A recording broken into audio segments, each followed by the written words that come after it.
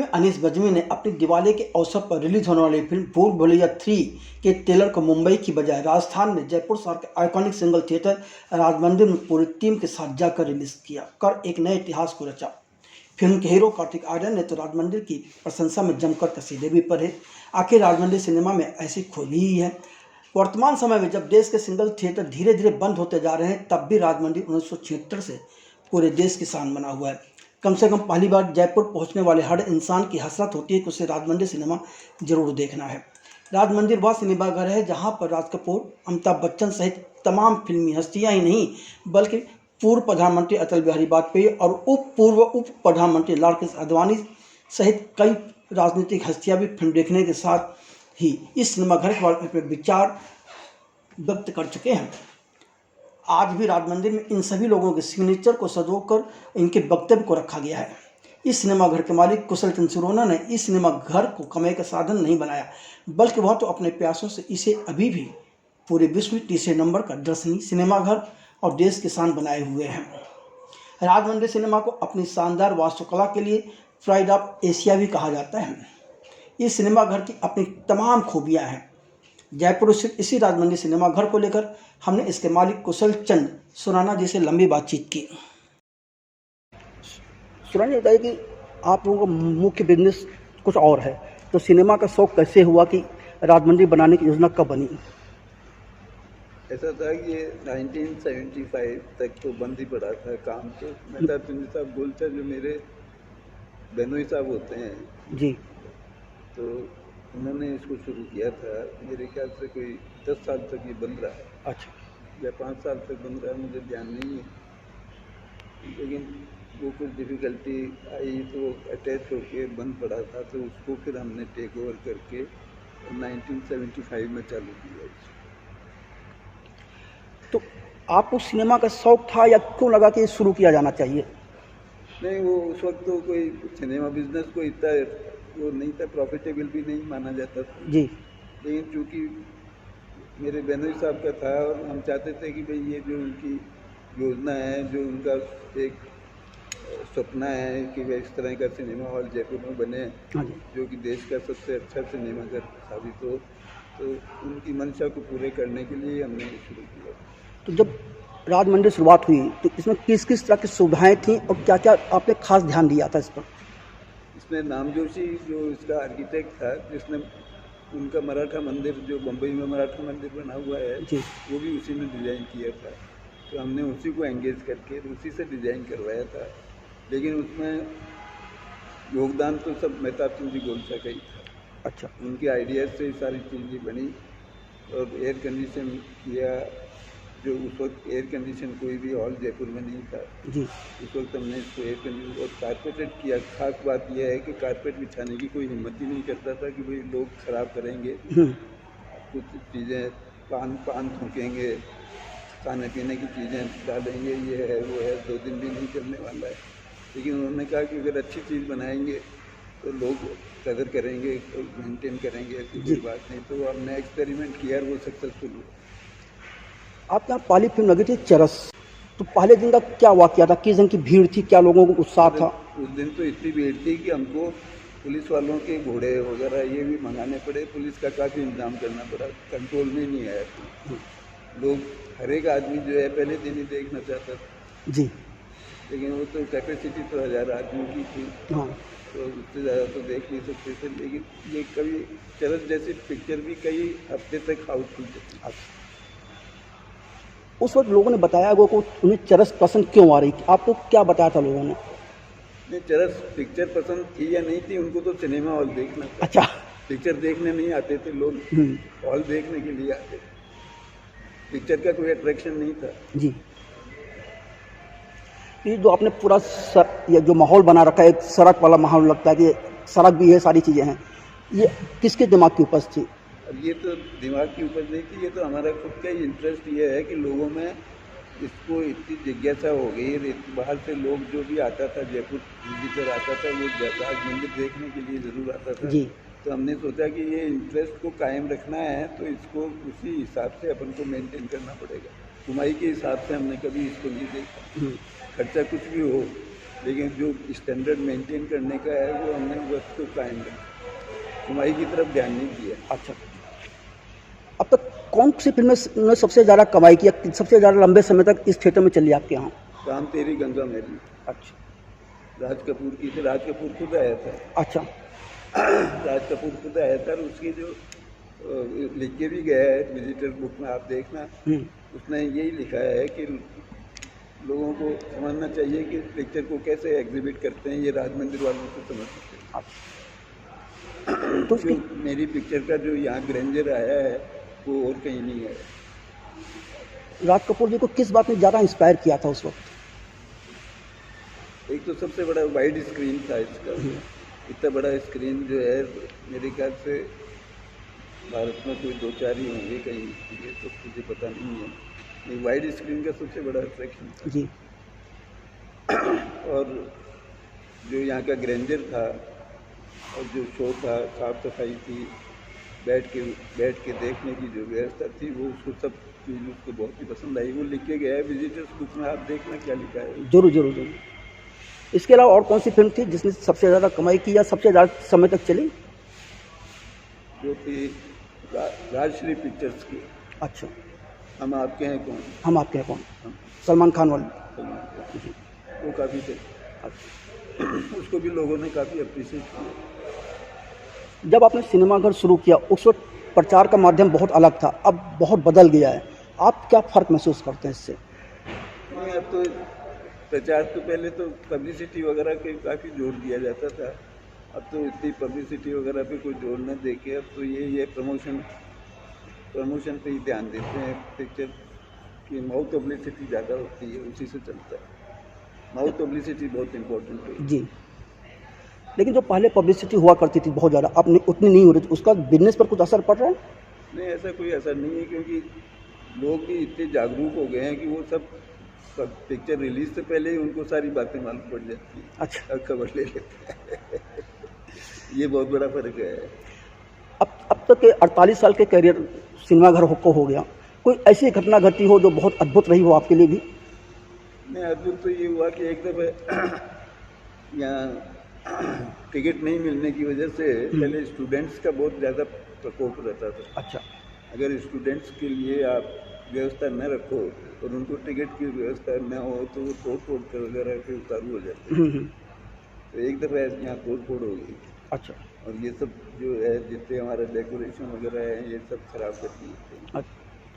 लेकिन हमने फिर उसी दिन और रात काम करके उसको व्यवस्थित वैसे के वैसे किया और फिर स्टूडेंट्स आए, उन्होंने माफ़ी मांगी हमसे कि ये सब हमारे जो कुछ लोगों ने उत्पाद किया ये इसके लिए हमसे आइंदा इस तरह की चीज़ नहीं होगी। खैर के एक अच्छी चीज़ के आप कर रहे हो मेंटेन, तो उसको तो हमको कदर करनी चाहिए। सही बात। उसको हम बर्बाद करेंगे तो कैसे करें? पहले जो सिनेमा चलती थी 25 सप्ताह 50 सप्ताह 100 वीक चल रही हैं, अब तो 3 दिन में ख़त्म हो जाती फिल्में। ये बदलाव पहले तो क्या था कि प्रिंट आती थी जी, और जितनी प्रिंटें आती थी उतनी सिनेमा हॉल में रिलीज होती थी। हाँ। पहले ये तो था नहीं कि अब तो क्या है कि जितने सिनेमा हॉल हैं, चाहे 100 सिनेमा हॉल हैं, तो 100 सिनेमा हॉल भी एक साथ रिलीज हो जाती जी, तो उसकी लाइफ तो कहाँ से होती? करेक्ट। पहले 2 या 3 प्रिंटें आती थी ज़्यादा से ज़्यादा। पहले तो एक ही प्रिंट आती थी जयपुर में, अच्छा। फिर 2 आने लगी, फिर 3 आने लगी, मैक्सिमम 3 आती थी।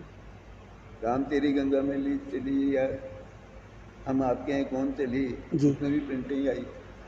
इस बात से लॉन्ग रन लिया है ना। लेकिन जब रील्स आती थी उस वक्त प्रोजेक्टर वगैरह में कुछ बल्ब वगैरह का यूज़ होता था, कुछ लोग दूसरी टेक्निक अपना। टेक्नोलॉजी तो अब सब सिनेमा की टेक्नोलॉजी तो बहुत चेंज हो गई। अब तो समय के साथ परिवर्तन आते हैं तो वो सब आए ही हैं, और हमने तो जो समय के साथ जो भी परिवर्तन आए उसको अडॉप्ट किया है, उसको रखा है।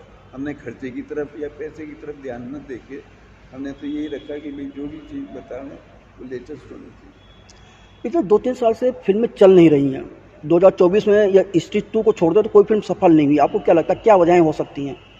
पहले क्या था कि फिल्म में स्टोरी वैल्यू भी होती थी और म्यूजिक वैल्यू भी होती थी, दोनों बहुत इम्पोर्टेंट जी, कंटेंट होती है। अब दोनों चीज़ों की जो है कोई कदर रखी नहीं, न तो स्टोरी होती है न कोई म्यूजिक होता है तो कहाँ से चलेगी, लॉन्ग रन तो ले ही नहीं सकती। पिक्चर एक दफ़ा देखने के बाद दोबारा कोई देखता ही नहीं। पहले एक पिक्चर को दोबारा 2-2, 3-3, 4-4 दफ़े भी देखने आते थे जी इस वजह से लॉन्ग रन नहीं है। सर, आपकी सबसे ज़्यादा पसंदीदा फिल्म कौन सी है? मैं तो क्या बताऊँ, लेकिन मैं समझता हूँ कि राम तेरी गंगा मैली और ये आपके हम आपके हैं कौन, अच्छा। ये मेरे ख्याल से सबसे अच्छी फिल्म है। दोनों ही म्यूजिकल फिल्में थी और लोगों ने काफ़ी पसंद की। आपने सब कौन सी फिल्म सबसे ज़्यादा देखी? मैं तो फिल्म बहुत कम सी देखता हूँ। अच्छा। एक दफ़ा देख लेता हूँ तो दोबारा तो देखने का मौका ही नहीं मिलता। लेकिन ये था कि उमराव जान करके एक पिक्चर आई थी जी, उसमें डांस बहुत ही कमाल के थे। कमाल के थे, शायद आपको भी ध्यान हो। नहीं, सही सही बात। कौन से साल में आई थी ये 85 या 86 के आसपास होनी चाहिए। रेखा थी रेखा थी उसमें। तो उसके जो डांसेस वगैरह जो ग्लैमर था उसमें वो किसी दूसरी पिक्चर में नहीं था। वो देखने के लिए जरूर आते थे उसके डांस वगैरह। संजय लीला भंसाली कहते हैं कि उनको जितनी भी फिल्में बनाते हैं उसमें उनके यहाँ डांस वगैरह बहुत भव्य स्तर पर होता है। वाइड स्केल पे देते हैं। हाँ, लेकिन क्या वो उमराव जान की बराबरी कर पाते हैं? नहीं, उमराव जान की बराबरी में तो कोई भी नहीं है, मेरा ऐसा मानना है। अच्छा। जो ग्लैमर उसमें था जी, और जो अट्रैक्शन उसमें था वो फिर किसी फिल्म में नहीं है। और रेखा सबसे खास बात ये थी कि रेखा की एक्टिंग थी, वो तो और रेखा की जो एक्टिंग थी वो अपने आप में एक मिसाल थी, कमाल थी। जी। सर, आपका सिंगल थिएटर को मेंटेन करना और इतनी बड़ी ज़मीन पर मेंटेन करना बहुत तकलीफ का मसला है, फिर भी आप इसे चला रहे हैं। ये सिनेमा का पैशन है आपका? नहीं, वो पैशन ही है, ये मान लीजिए। हम इसकी कमाई जो है एक पैसा भी नहीं ले जाते हैं। अच्छा। यहाँ का पैसा यहीं रहता है और यहीं लगाते हैं। अगर यहाँ से कमाई निकालना शुरू करें तो फिर ये मेंटेन नहीं हो पाएगा। सही बात है। अगर ये इसका कमाई का जरिया नहीं बना रखा है, यही इसका राज है। आप भी एग्री करते हैं? नहीं, ये तो मैं मानता हूँ क्योंकि इस ढंग से कोई मेंटेन नहीं कर पा रहा है आज। नहीं मेंटेन, हाँ। इस वास्ते मेंटेन नहीं कर, हम मेंटेन कर रहे हैं कि हम यहाँ का पैसा यहीं लगा। अच्छा। मल्टीप्लेक्स के आने के बाद सिंगल थिएटर की समस्याएं क्या बढ़ गई हैं और बहुत से सिंगल थिएटर खत्म हो गए हैं? अब सिंगल थिएटर तो चल ही कहाँ रहे हैं जी। आप गिनती के हाथ की उंगलियों पे आप गिन सकते हो अगर जो चलने वाले हैं। कोई हर शहर में एक एक कोई थिएटर है जो चलता है, बाकी तो सब मल्टीप्लेक्स में ही तब्दील हो गया। तो सिंगल थिएटर्स का तो ज़माना ही गया है, क्योंकि फिल्में भी अब इतनी एक साथ आती हैं, रिलीज होती हैं, तो सिंगल थिएटर कैटर नहीं कर सकते। लेकिन आपको नहीं लगता जो मज़ा फिल्म देखने का सिंगल थिएटर्स में आता है लोगों के बीच, बहुत से लोगों के बीच, वो मल्टीप्लेक्स में नहीं आता? वहाँ एक सोफिस्टिकेटेड मामला हो जाता है एकदम। बिल्कुल। जो अब आप राज मंदिर में पिक्चर देखो और दूसरे थिएटर में जाके देखो, आपको फ़र्क मालूम पड़ जाएगा। जी। लोग जो कई दफ़े आते हैं उनसे हम लोग बात करते हैं, हाँ। तो देखते हैं नहीं साहब हम तो जो पिक्चर देखेंगे तो यहीं आके देखते हैं, हम मल्टीप्लेक्स में जाते ही नहीं। जी। अगर पिक्चर देखना होगा तो हम जो मज़ा यहाँ देखने में आता है, जो ग्रेंजर यहाँ मिलता है, वो कहीं नहीं। ये लोगों का खुद की धारणा है। जी। सर, एक चीज़ और हुआ है कि पहले कई डिस्ट्रीब्यूटर्स हुआ करते थे जिनके साथ आप अपनी डीलिंग कर सकते थे, उनको सामने अपनी शर्तें रख सकते थे। आज डिस्ट्रीब्यूटर के नाम पर सिर्फ 4-5 कंपनियाँ, कॉर्पोरेट की कंपनियाँ रह गई हैं, तो उसमें डीलिंग करने में कितनी तकलीफें आती हैं आप लोगों को? तकलीफ तो कुछ नहीं आती, जो भी डिस्ट्रीब्यूट करता है उनको टेरिटरीज बढ़ जाती है जी। उनकी। अब जो हमारी राजस्थान टेरिटरी को डील करता है वो अपने आप ही आ जाता है, हमको तो किसी के पास जाने की जरूरत पड़ती है। अब जो भी डीलर होता है या जो उनका रिप्रेजेंटेटिव होता है प्रोड्यूसर का, वो अपने आप ही आ जाता है। अच्छा। हमने कभी पिक्चर बुकिंग के लिए कहीं जाने की नहीं। ये तो बड़ी बात है। तो एक चीज़ और हुई है कि एक ही दिन जब 2 बड़ी फिल्में रिलीज होती हैं, जैसे पिछले साल सालार और डंकी रिलीज हुई थी, उस वक्त बहुत समस्याएं आई थी, क्योंकि डंकी वालों ने कहा जा रहा है कि भाई सालार नहीं लगाना, सिर्फ डंकी लगाना। ये जब स्थितियाँ आती हैं तब आप कैसे समझौता करते हैं? हम 2-2 शो में लगा देते हैं। अच्छा। हम कंप्रोमाइज़ कर लेते हैं। भाई 4 शो होते हैं तो 2 शो एक पिक करके लगा देते हैं, 2 शो एक पिक करके लगा, दोनों को राजी कर लेते हैं। अब कोई रास्ता तो निकालना ही पड़ेगा। वो तो निकलना पड़ेगा, सही बात है। चलिए, राजस्थान है, यहाँ हिंदी सिनेमा भी बहुत ज़्यादा देखा जा रहा है, लेकिन यहाँ राजस्थानी सिनेमा भी है, तो राजस्थानी सिनेमा की क्या स्थिति आपको नज़र आ रही है? राजस्थानी सिनेमा सक्सेसफुल नहीं है, जब भी बने हैं वो इतने सक्सेसफुल इस वास्ते नहीं हुए कि एक तो टेक्निकली बहुत साउंड नहीं थे हाँ और उनकी ऑडियंस का लिमिटेड स्कोप था। जी अब जैसे राजस्थानी सिनेमा चलते हैं तो अब राजस्थान में कितनी लैंग्वेजेज हो, जोधपुर की लैंग्वेज अलग है, जयपुर की लैंग्वेज जी। अलग है, बीकानेर की लैंग्वेज अलग है। तो ये सबसे बड़ी जो समस्या आती है वो लैंग्वेज, एक जगह की लैंग्वेज हो जब तक सारे राजस्थान में चल जाए, जी लेकिन एक राजस्थान में 4 तरह की 5 तरह की लैंग्वेजेज चल रही। आप कोटा जाओगे तो वहाँ लैंग्वेज अलग रही है, बीकानेर जाओ अलग रही है, अलग हो। जोधपुर जाओ अलग रही है, हाँ वैसे भी 100 किलोमीटर पर बोली बदल जाती है। बोली बदल जाती है। जी। ये सबसे बड़ी समस्या ये है। हाँ तो वो सारा कल्चर ही चेंज हो जाता है। राजस्थानी कल्चर एक होता है ना तो चल जाती पिक्चर। सही बात। राजस्थानी कल्चर एक नहीं है, राजस्थान में होते हुए भी 4 5 6 7 कल्चर है। अच्छा जिस जगह जाओ वहाँ का कल्चर अलग है। जी। अब आगे आप क्या इस सिनेमा घर को लेकर के आगे क्या करने की कुछ योजना बना रखी है राज मंदिर को लेकर? नहीं, राज मंदिर को जब तक हम कुमाई का जरिया नहीं मानेंगे जी तब तक तो चलता रहेगा। बिल्कुल सही। जब कुमाई की तरफ हमारा ध्यान जाएगा तो फिर इसको सिवाय डिसमेंटल करके और या मल्टी स्टोरी कोई प्रोजेक्ट लावे, इसके सिवाय कोई लाए। जी ये तो हमारी खुद की जो है मानसिकता के ऊपर है। हाँ वो तो सही बात है। अगर मानसिकता कुमाई पे आ जाएगी तो फिर तो तोड़ना पड़ेगा। नहीं चल पाएगा। लेकिन अब भगवान की कृपा से हमारे पास दूसरे सोर्सेज हैं कुमाई के, तो हम इसको एक प्रेस्टीज के हिसाब से चला रहे हैं। जी एक नाम ऐसा पैदा हो गया है तो उसको हम ख़त्म नहीं करना चाहते, हमारी मंशा ये है। लेकिन आगे की हमारी जो फ्यूचर जनरेशन है वो इसको कितना मेंटेन करेगी कितना नहीं वो तो करेगी ये तो कह नहीं सकते। कोई नहीं कर सकता। बिल्कुल सही बात है। जैसे आपने कहा राज कपूर जी आए थे और उन्होंने कुछ लिखे, इसमें से और भी कई कलाकार आए होंगे, कुछ उन्होंने भी कहा होगा आप सिनेमा घर को लेके? नहीं, सब लोग यही अप्रिशिएट करते हैं कि आपने इसको मेंटेन कर रखा है इस टाइम में, ये बहुत क्रेडिटेबल है। ये आप इसको कुमाई का जरिया नहीं मानते हो, इसी वजह से कर रहे हो। सही अगर जिस दिन कुमाई का जरिया कर लोगे तो आप बचत करना शुरू करोगे तो मेंटेन नहीं। कुशल दिन सुना जी, हमसे बात करने के लिए आपका बहुत बहुत धन्यवाद। Thank you sir. राज मंदिर सिनेमा घर आने पर कोई भी शख्स अभिभूत हुए बगैर नहीं रह पाता है। तभी तो जब राज कपूर, बी.आर. चोपड़ा, अमिताभ बच्चन, लाल कृष्ण आडवाणी, अटल बिहारी वाजपेयी, बी.आर. चोपड़ा, यश चोपड़ा, सुभाष घई, अमिताभ बच्चन जैसी हस्तियां राज मंदिर सिनेमा घर आए तो अपने उद्गार व्यक्त करने से वह अपने आप को रोक नहीं पाए।